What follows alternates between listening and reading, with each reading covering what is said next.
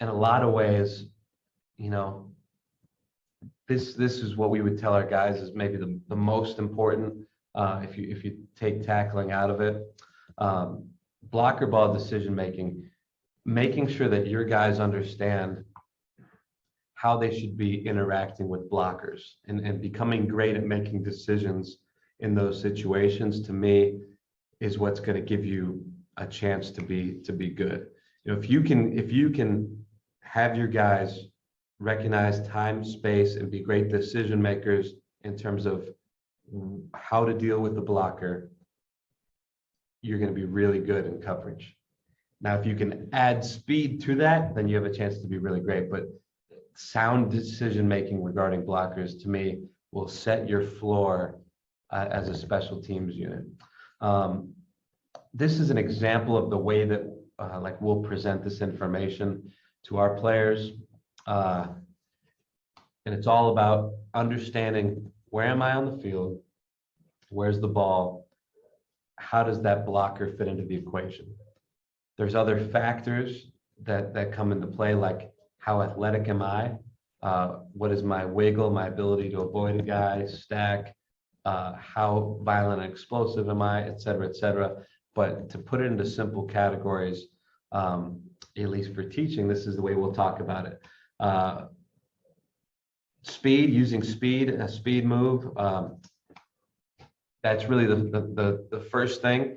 And everyone, you know, knows all the things that goes into that. A million ways to talk about it, but basically you're saying, I have ample time and space to be able to avoid a block and still do my job. To put it, you know, as simply as possible. The next kind of category is what we call stun, where we're saying, there's a blocker here, there's a returner there, the ball is there, this is my job, I'm supposed to be on that hip or on the right hip or whatever it might be. I need to deal with this guy, but I don't have a ton of time to do so. So I'm going to violently stun that guy, just give him a quick jolt, a violent strike, whatever terminology you use, to get him off of me so I can do my job. And kind of the way that we present that information is, if that blocker can knock you off of your fit, or if he can keep you from doing your job, you're going to have to deal with them, but you're going to have to do it in a way that's very fast and very violent. The last one, what we call strike, is that blocker. So this kind of hand shield looking deal, that blocker is in between me and my fit on the ball. He's in between me and the job that I'm trying to do. So I know I'm going to have to deal with him, and that's when all your two gap or bully or whatever techniques come into play. The bottom line is that guy is in between me and my job. I'm going to have to deal with him, because if I don't, bad things are going to happen. So we're not talking so much about technique, but about decision making. And I think, you know, defensive guys, they already know about the techniques.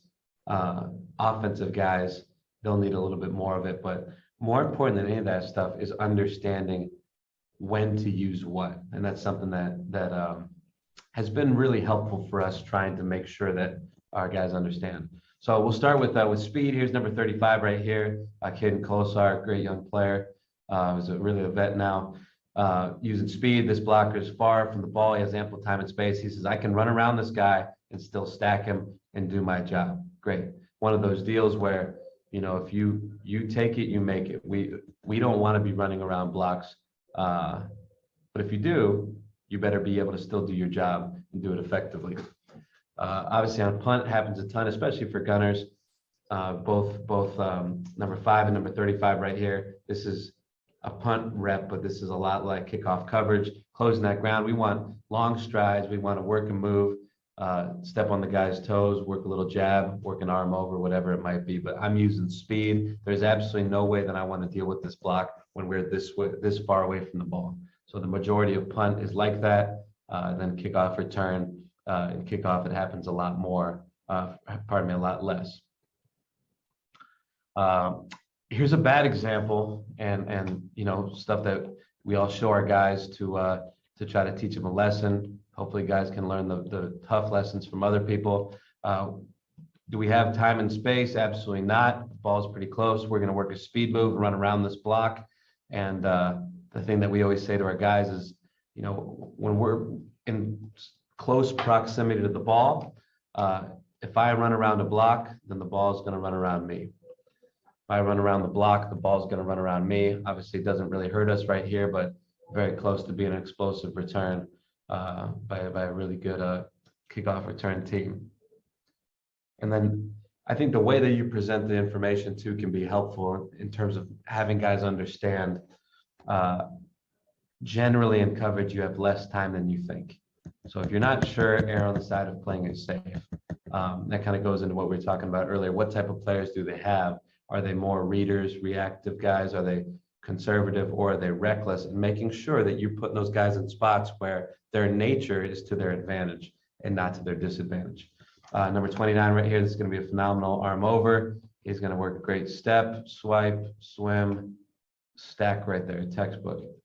Step, swipe the arm, forearm, elbow, whatever you can get a hold of, swim, and then work a tight stack to get back. He's got time and space to be able to beat that guy and still do his job. Very nice. And then in the same clip, you're getting a couple guys striking these blocks, fitting them up. Same thing right here, striking a block, fit it up. So you get a couple nice things, different techniques.